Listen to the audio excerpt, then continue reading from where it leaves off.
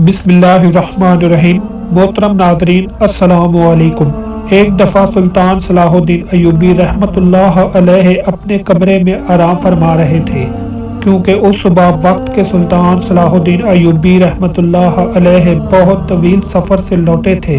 चंद लम्हों के बाद एक सिपाही आपके कमरे के दरवाजे पर आया और अंदर आने की इजाज़त चाही।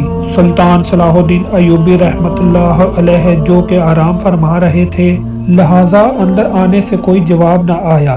दरवाजे पर मामून मुहाफ़िज़ों ने कहा कि सुल्तान आराम फरमा रहे हैं, लिहाजा आप थोड़ी देर बाद आ जाना। वो सिपाही आपका बहुत वफादार सिपाही था।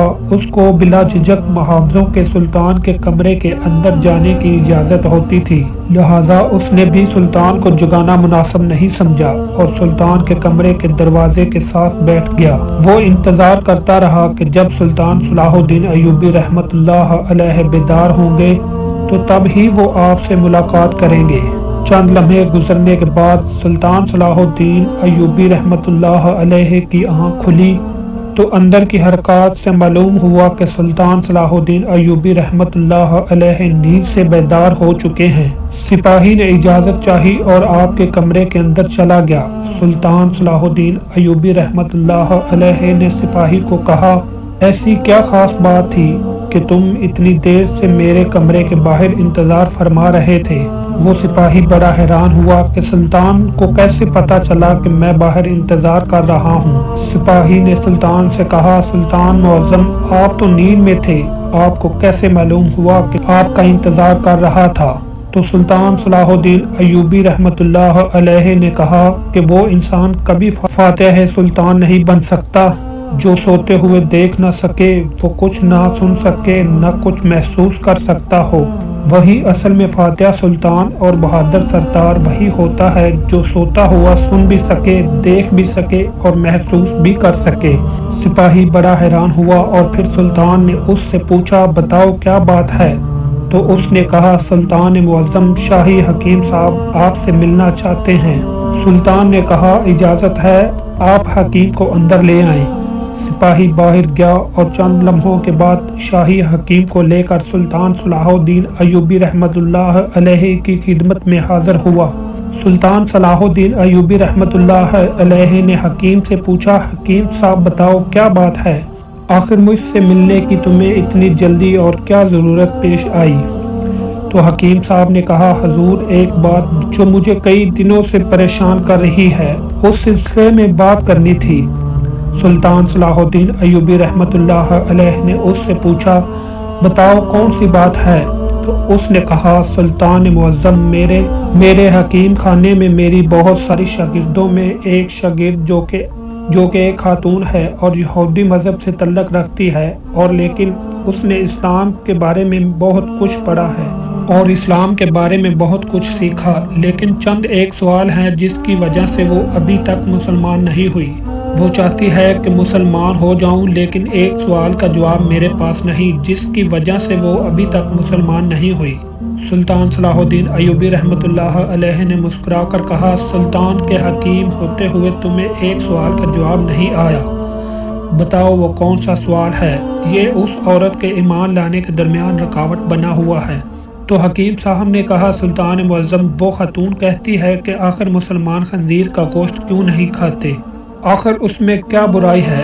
इस खंजीर के गोश्त को खाने का ऐसा क्या नुकसान है जिसकी वजह से मुसलमान खंजीर का गोश्त नहीं खाते बल्कि उससे सख्त नफरत करते हैं? और ये भी वो कहती है कि हमारे गांव में तो सारे लोग अक्सर खंजीर का गोश्त खाते हैं, सारे लोग अक्सर खंजीर का, हम अपने कबीलों में खंजीर पालते हैं और जवान होने पर उसको काट कर खाते हैं। और जब से वो मेरे पास सबक लेना शुरू हुई है, वो भी अपने घर वालों के साथ खंजीर का गोश्त खाती है, क्योंकि यहाँ तो उसे खंजीर का गोश्त में असर नहीं, लेकिन मेरे पास उसके सवाल का जवाब नहीं, क्योंकि मैं उस बारे में नहीं जानता कि आप उसके सवाल का जवाब देंगे तो आपकी वजह से ये गैर मुसलमान हो जाएगी। ये सुनकर सुल्तान सलाहुद्दीन अय्यूबी रहमतुल्लाह अलैहि ने कहा कि कल तुम उस खातून को लेकर मेरे दरबार में हाजिर हो जाना।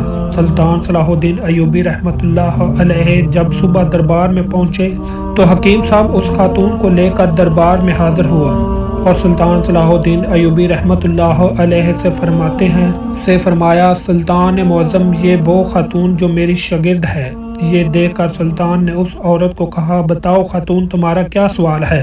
تو اس عورت نے کہا، سلطان معظم، میں نے اسلام کے بارے میں بہت کچھ پڑھا، بہت کچھ سیکھا، اور حتیٰ کہ میں اس جگہ پر آ کھڑی ہو گئی ہوں کہ میں اسلام کو قبول کر لوں، لیکن ایک بات ہے جو مجھے اسلام قبول کرنے سے روک رہی ہے، اور وہ یہ بات ہے کہ اسلام خنزیر کا گوشت کھانے سے کیوں منع کرتا ہے، حتیٰ کہ یہ تو ہماری سب سے پسندیدہ خوراک ہے۔ میں نے ہر جگہ دیکھا کہ اسلام جس چیز کے بارے میں منع کیا وہاں اس کی دلیل ملی، لیکن اس خنزیر کے گوشت کے بارے میں مجھے ابھی تک کوئی مضبوط دلیل نہیں ملی۔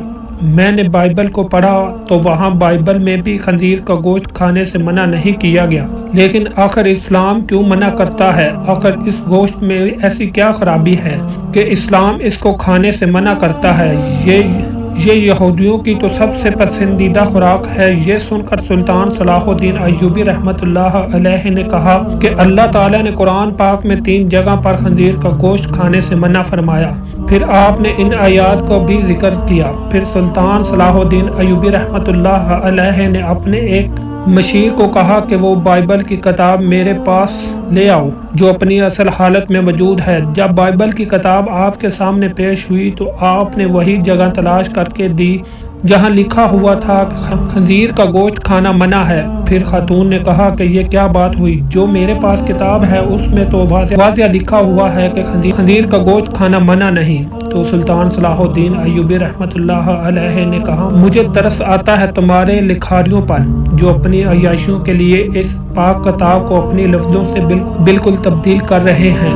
یہ جو تم بائبل لے کر آئی ہو اپنی اصل حالت میں موجود نہیں، یہ تمہارے اپنے لکھاریوں کی لکھی ہوئی کتاب ہے۔ پھر سلطان صلاح الدین ایوبی رحمۃ اللہ علیہ نے فرمایا کہ یہ تو میں نے کتاب سے ثابت کیا کہ خنزیر کا گوشت کھانا منع ہے، پھر اب میں تمہیں سائنسی لحاظ سے معلوم کر کے دوں گا۔ پھر سلطان صلاح الدین ایوبی رحمۃ اللہ علیہ نے اس خاتون کو حکم دیا کہ خنزیر کا گوشت پکا کر کل صبح میرے دربار میں لے آنا۔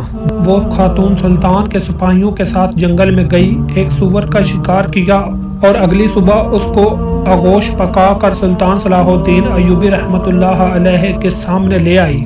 سلطان نے اس گوشت کو کراہت سے دیکھتے ہوئے اس خاتون کو کہا کہ اب اس پکے ہوئے گوشت میں ایک بوٹی کو چھری کے ساتھ 2 حصے کرو۔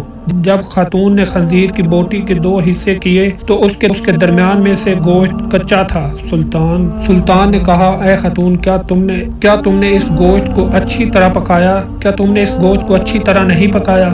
کیا تم نے اس گوشت کو اچھی طرح پکایا نہیں؟ تو اس خاتون نے کہا، معظم میں نے اس کو بہت اچھی طرح سے پکایا۔ تو سلطان نے کہا، اب تمہاری سمجھ میں میری بات ضرور آ جائے گی کہ یہ حرام گوشت چاہے تم اسے جتنا بھی اچھی طرح پکا لو، اس کو آگ کتنی بھی تپش دو، لیکن یہ پوری طرح پکتا نہیں بلکہ یہ درمیان میں کچا رہ جاتا ہے، اور جب یہ تمہارے پیٹ کے اندر جاتا ہے تو بہت ساری بیماریوں کا سبب بنتا ہے۔ اس لیے اسلام نے اس کو کھانے سے منع کر دیا۔ آپ خود ایک حکیم ہے، خود دیکھیں، جو چیز کچی آپ کے پیٹ کے اندر چلی جائے تو وہ جا کر کتنی خرابیاں پیدا کر سکتی ہے۔ پھر سلطان صلاح الدین ایوبی رحمۃ اللہ علیہ نے اس خاتون کو کہا کہ آپ کو سور کے بارے میں تمہیں کچھ بتانا چاہتا ہوں۔ پھر سلطان نے کہا کہ یہ سور جس جگہ رہتا ہے اپنے ارد گرد حتیٰ کہ انسانوں کے بھی گندگی کو کھا جاتا ہے، اس کی اکثر خوراک بہت ہی غلیظ ہوتی ہے۔ وہ خاتون سلطان صلاح الدین ایوبی رحمۃ اللہ علیہ کے سامنے جھک گئی اور کہا کہ سلطان معظم، آپ مجھے اپنی ہی زبان سے کلمہ پڑھائے۔ سلطان صلاح الدین ایوبی رحمۃ اللہ علیہ نے عورت کو کلمہ پڑھایا اور اللہ اکبر کے نعروں اور تمام دربار اللہ والوں سے بلند ہو گیا۔